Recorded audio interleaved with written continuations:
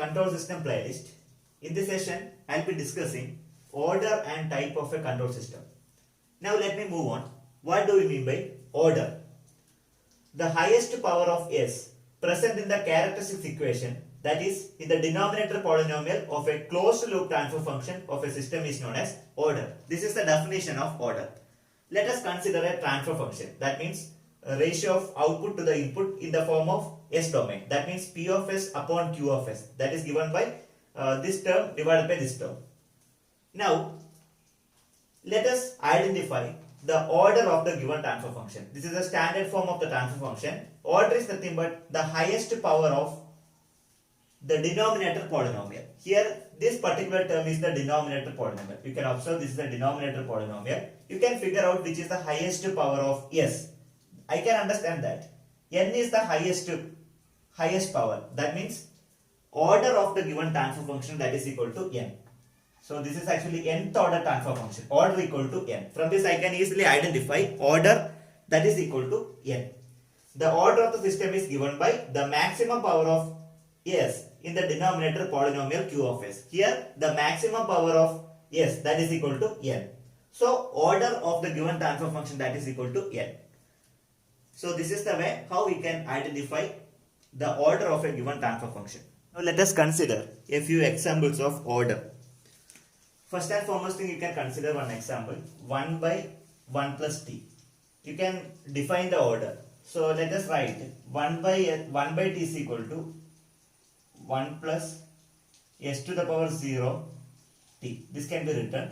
Therefore, you can identify the highest power of s, that is equal to 0. This is actually zero order system. Zero order. Now let me move on to the next example. 1 by 1 plus st. Here you can identify the highest power of s. The highest power of s equal to 1. So this is known as first order system. Similarly, you can consider the transfer function 1 divided by s square plus 2 zeta omega ns plus omega n square. Normally we call zeta is known as damping ratio and omega n is known as natural frequency of oscillation. You can look at the highest power of s. So what is the highest power of s at the denominator polynomial? That is equal to 2. So this is known as second order system. Second order system. So this is the way how to determine order of a given system. Now practical application of first order system is mass heating system. Similarly, you can call mass damping system, or you can explain RC circuit, RC series network. Those are the examples of first order system. Similarly, you might have heard about RLC series network. The RLC series network will be one of the second order system. Likewise, you can list out a few more examples of different order system. Okay, so this is the way how to determine order. Now let us consider one more transfer function, 1 divided by s into s plus 2. How to determine the order? First you can elaborate the denominator polynomial. That means 1 divided by s into s, nothing but s square, plus s into 2 means 2s. Now you can identify which is the highest power of s. The highest power of s is equal to 2. So therefore it is a second order system. So first you have to take care the numerator and denominator. First you have to take care of the denominator, then you need to elaborate the denominator polynomial, then find out the highest power of s. That is equal to order of the given system. Now you have to consider one of the most important concept regarding order. The order of a system is given by the number of poles of the transfer function. Now let us consider one example. This is one of the transfer function g of s equal to 1 by s into s plus 3. According to the statement, the order of the system is given by number of poles of the transfer function. Now how to determine the pole of the transfer function? You have to consider the characteristics equation first. What is the characteristics equation? S into s plus 3, that is equal to 0. So this is the characteristics equation. From this you can able to calculate the value of s. So the first value of s, that is equal to 0. The second value of s equal to minus 3. That means the poles are locating at s equal to 0. That means origin, and s equal to minus 3. Now tell me how many number of poles are there? There are 2 poles. There are 2 poles are available for the system. 2 poles are available. That means number of poles equal to the order of the system. That means this will be the second order system. So how we can justify this is second order system? S into s is nothing but s square. Then s into 3 means 3s. So s square plus 3s be the denominator polynomial. So which is the highest power of denominator polynomial? The highest power of denominator polynomial is nothing but 2. That means the order equal to number of poles of the transfer function. This is very clear. Moving on to next segment. Type or type number. Let us understand what do you mean by type or type number. The number of poles of the loop transfer function lying in the origin decides type number of the system. You can call either type or type number. That means the loop transfer function g of s h of s can be expressed as a ratio of two polynomial as shown below. That means g of s h of s, that is basically loop transfer function, that is equal to a constant k into p of s divided by q of s. Now it can be elaborated as k multiplied by, k is a constant, into s plus z1 into s plus z2 etc divided by s to the power n into s plus p1 into s plus p2 etc. Here z1, z2, z3 etc are known as zeros, and p1, p2, p3 etc are known as poles. Now you have to look at one of the most important term, that is n, s to the power n. This n, that means capital letter N, that decides how many number of poles are locating or how many number of poles are lying at the origin. N decides the type number.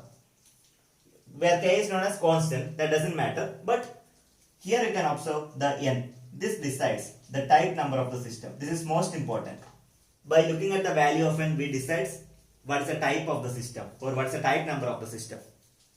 Please consider the transfer function g of h of s, that is equal to k into p of s divided by q of s, that is given by the particular equation shown here. You can call this one as equation number 1. Here, if the value of n equal to 0, this is actually n. If the value of n that is equal to 0, then we call type 0 system. Suppose value of n equal to 1, then we are going to call this is a type 1 system.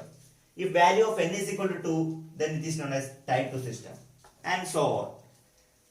Depends on the value of n, we are going to decide the type number or type.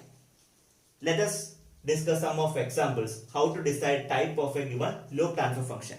Here I have provided 3 examples. Let us figure out the type number of the given loop transfer function.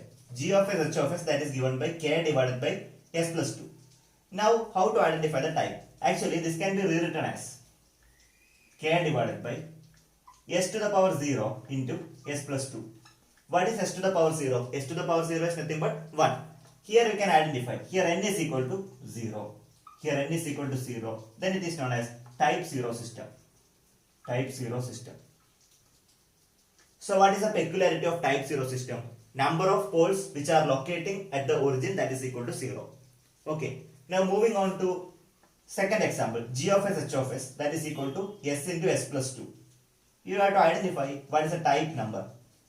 Now we can say that this is s to the power 1. That means n is equal to 1. If n is equal to 1, it is known as type 1 system. Type 1 system. What is the speciality of type 1 system? That means one pole is locating or one pole is lying in the origin. That's a speciality of type 1 system. Moving on to third example. K divided by s square into s plus 2. Here what is the value of n? N is equal to 2. So it is known as type 2 system. The speciality of type 2 system, there are two number of poles which are locating at the origin. So depends on the number of poles are locating at the origin, we can decide system is marginally stable or not. Here for type 1 and type 2, we can say that system is marginally stable. So regarding type 0 system, we cannot predict any stability, but we can predict by looking at the system, we can say that system is marginally stable.